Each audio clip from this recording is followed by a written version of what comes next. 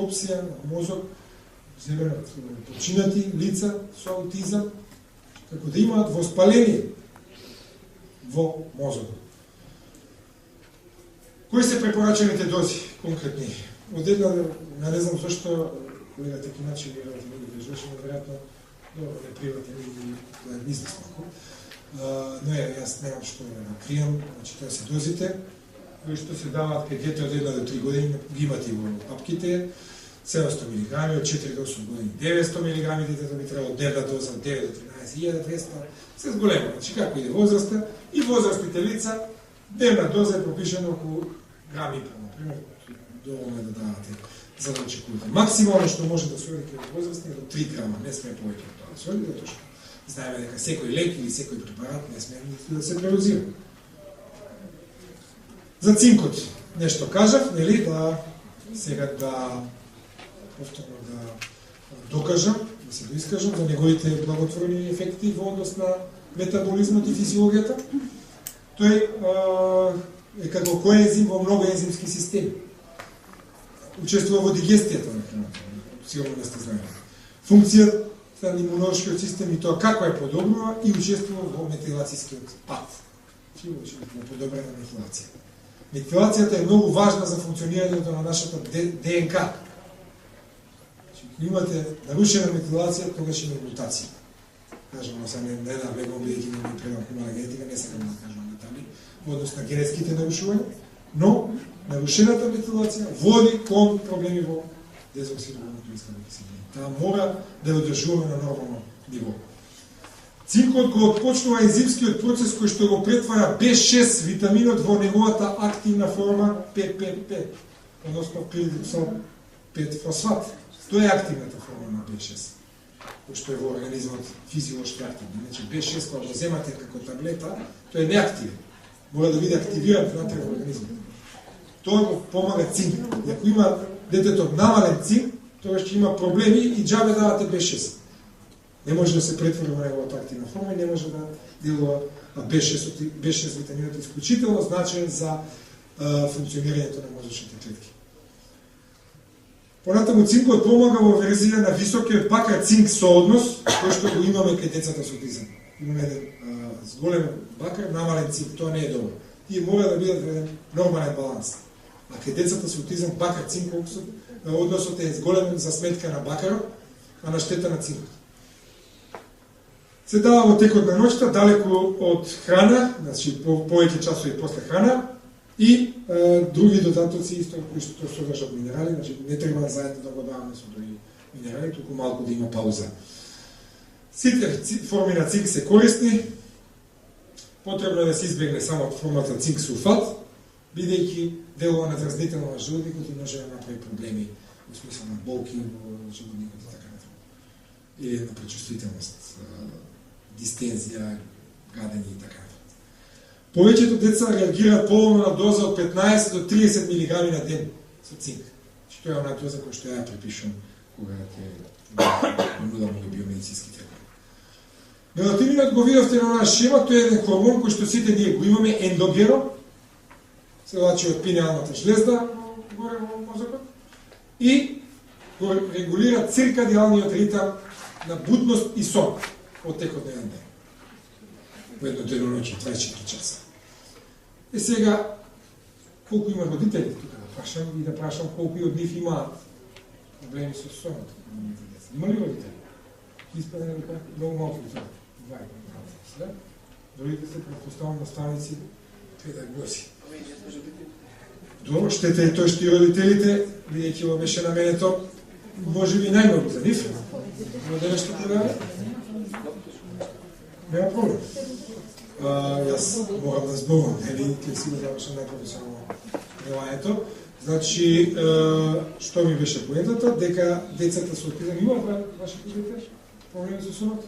Вао вашите имаат со спиење? Некој нема, да. Спие од 12 до 3 и само од Сабајле во дневен центар. Ноќе дали има проблеми, дали неквалитетен сон, се буди? Неквалитетен сон и од 12 до 3 само.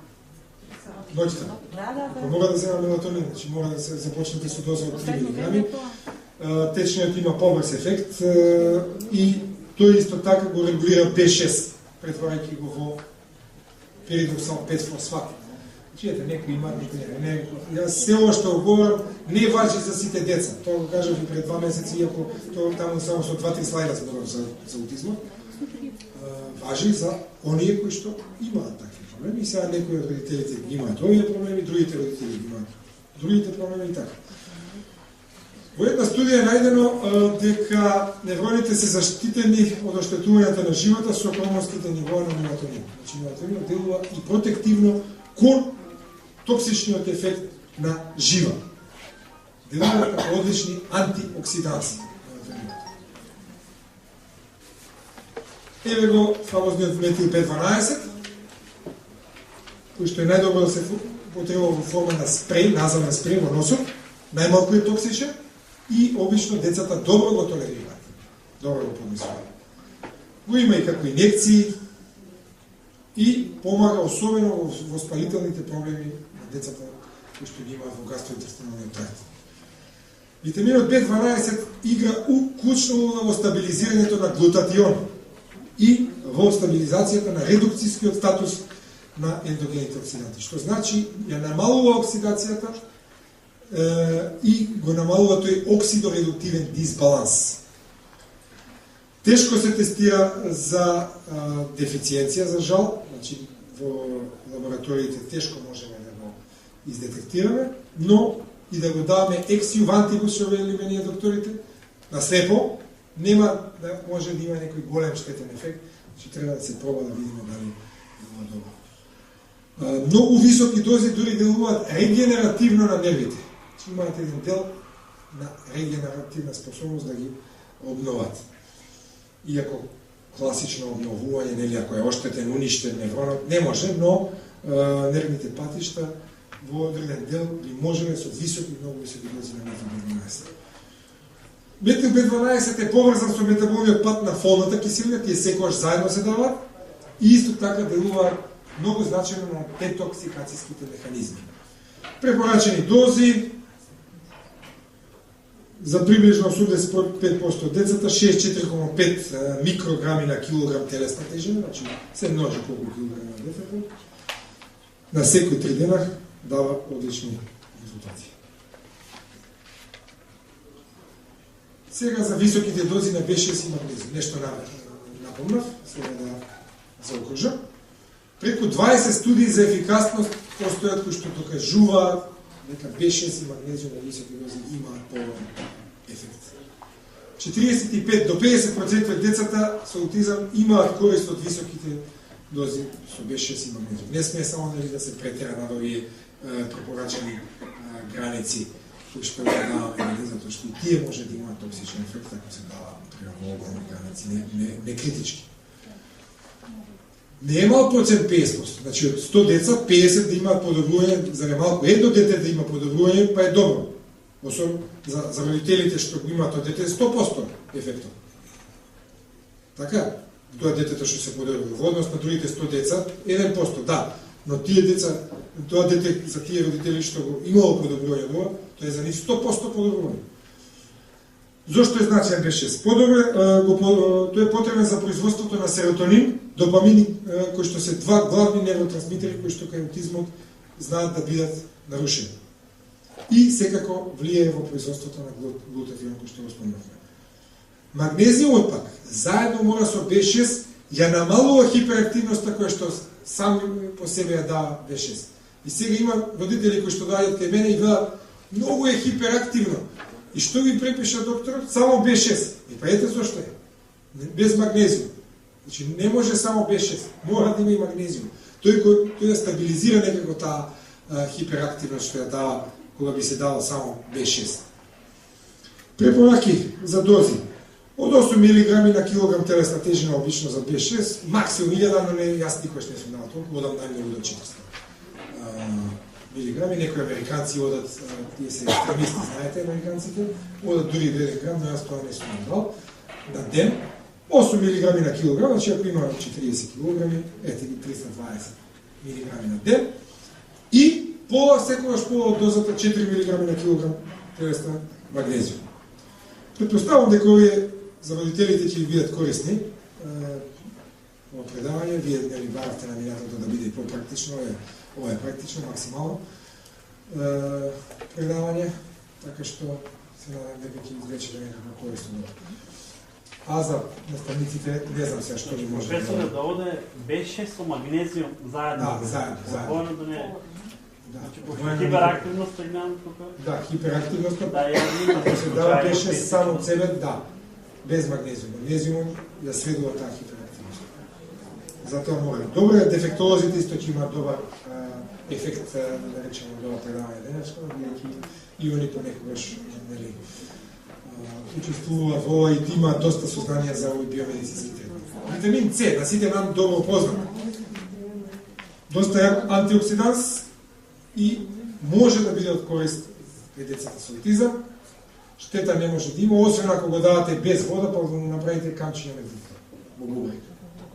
Мора да пие многу течности кога пие витамин С. Затоа што може да направи оксалатни камења во бубрезите. Употребата била испитувана витамин С во една мала двојно слепа студија и плацебо контролирана вкрстена студија, каде што било најдено ублажување на симптомите. Не комплетно излекување и третирање на аутизмот, но ублажување на симптоматологијата кај училишни деца и тоа наставниците го докажувале. Го гледат детето како е пред да земат терапија и го гледат после тоа, гледат дека подобро во една час, поконцентрирано, повеќе внимава и така натаму. Авторите на овие студии за витамин С поставиле хипотеза дека дејството се должи на предпоставените допаминергички ефекти на витаминот С, кој што го има во својата физиологија на действување. И сега, за жал, резултатите од оваа студија не се повторени во други студии, но моите сознанија укажуваат на тоа дека не се прават нешто многу во светот студии во однос на испитување на витамин С. Дневна доза максимална е до 4 грами, а јас препорачувам до 2 грама на ден. И сега ќе кажат родителите, пример витамин С, колку е една таблета? И тоа може би детска, која е 50 милиграми, за возрастен е 500 милиграми, тоа не е ништо. Тоа е субдозирано, како ништо не сте дали. Че ако идете до 2 грама, например, 4 таблети за возрастен на ден. Или го имате во овие супернутера и други препарати, каде што има во прашак, например, една компанија произведува во прашак 1 грам. Не, мислам, во доза од 1 грам, каде што може да се прима во повисоки дози. Витамин Д, ова е малку хит во последните 2-3 години, 4 години на кај американските студии. Нели, рахитис, таму тие приказни ги знаете, но витамин Д до скоро не се знаеше дека има одлични ефекти во ЦНС.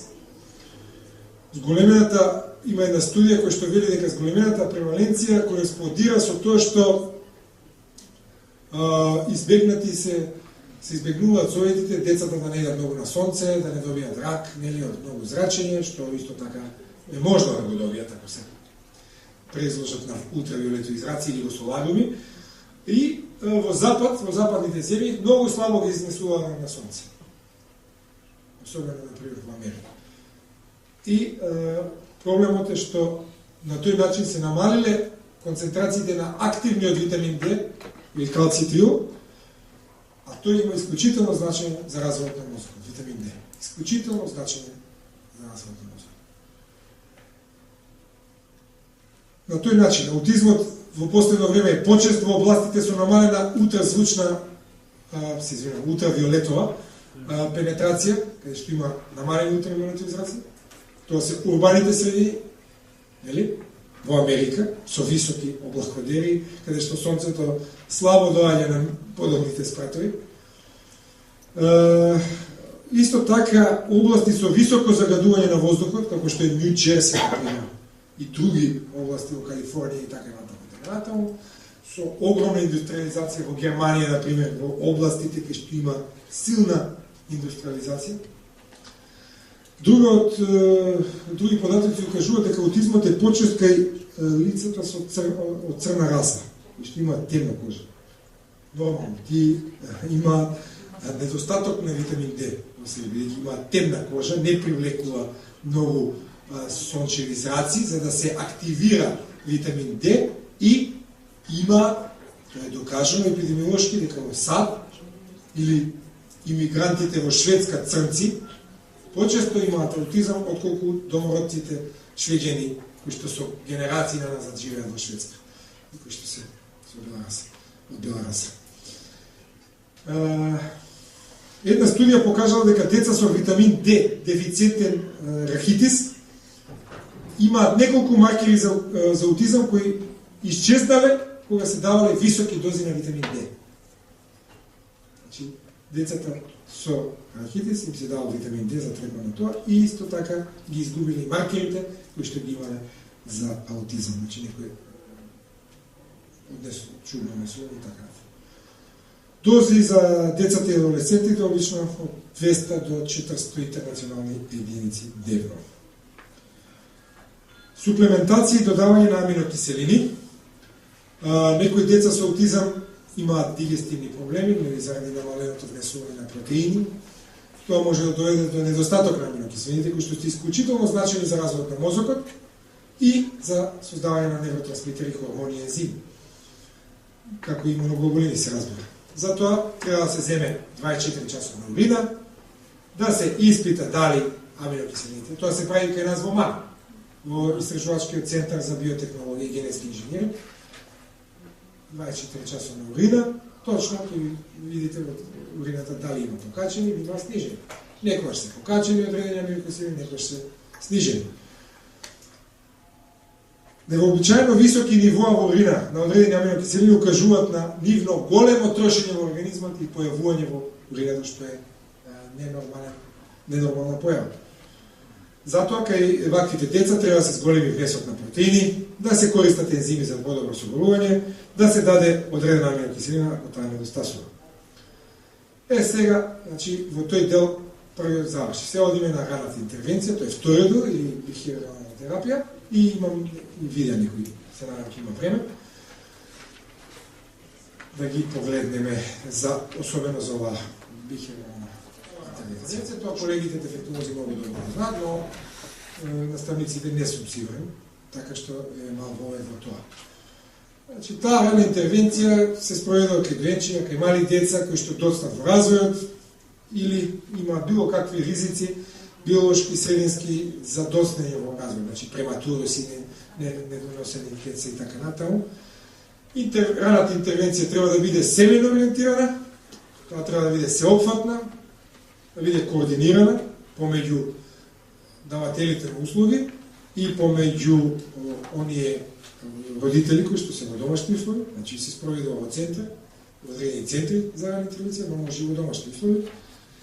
И најдобро е кога се обезбедува во природна средина, односно во домашни услови. Затоа родителите дали треба да ги знаат овие работи. И сега повеќе за ова ќе биде во семинарите во јуни, колегите од Грција ќе имаат 2 дена за тоа и они се сертифицирани и нели ќе добијат добра надокнада за тоа, кој се надевам дека детално ова само е курс во тоа, дека подетално ќе навлезат во тие техники за АБА. Јас само ќе дадам основни сознанија и дека како можен третман и дека заедно со биомедицинскиот третман дават исклучително добри резултати. Кои се цели за раната интервенција кај децата со аутистичен спектар? Да им се помогне да ги надминат нарушувањата и да функционираат што понезависно во својата средина. Раната интервенција го промовира квалитетот на живење, ги олеснува психолошките и финансиските притисоци за нивните фамилии и ги олеснува финансиските притисоци на надворешните агенции за подршка. Иако е доста скапа, повторно, подобро е да ја има, отколку да ја нема. Бидејќи кога ја нема, уште поголеми се трошоците за семејството и за општеството во однос на децата со аутизам. Ќе видиме подоцна, имаме еден слайд колку е скапа. Ај ќе ви кажам, може и сега е пример од една колешка, во Америка се омажи, дефектолог, кај мене дипломираше, $40,000 чинела низиното школување 2 години за да стекне лиценца да работи со Applied Behavioral Analysis, односно АБАС. Интервенцијата е секогаш поефикасна, тоа го знаете, кога е понудена што порано. Не може дете на 5-6 години да почне со рана интервенција, тоа е точно. Има јасна потреба за еволуација на раните интервенции во однос на нивното влијание врз проблемите поврзани со аутистичниот спектар на нарушување. Што е рана интензивна бихевиорална интервенција? Значи, главен протагонист на оваа бихевиорална е АБА, или Applied Behavioral Analysis, која што се заснувува на потикнување, обликување и засилување.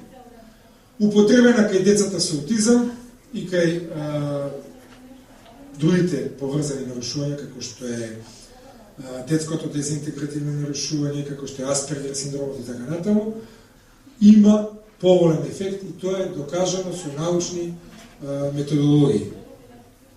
Целта е да се намали несоодветното однесување до детето и да се подобри социјалното адаптирачко однесување, да биде што поадаптивно во училница и дома, и надвор, во надворешна средина. Се обидуваме со АБА да ги отстраниме сите бихевиорални карактеристики на аутизмот.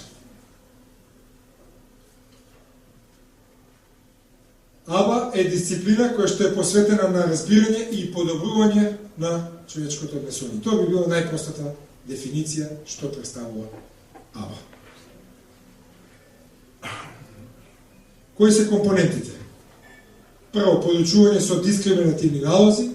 Второ, спомнав и претходно, обликување, исчезнување, засилување, потикнување и секако врзување. Малку појаснување. Примената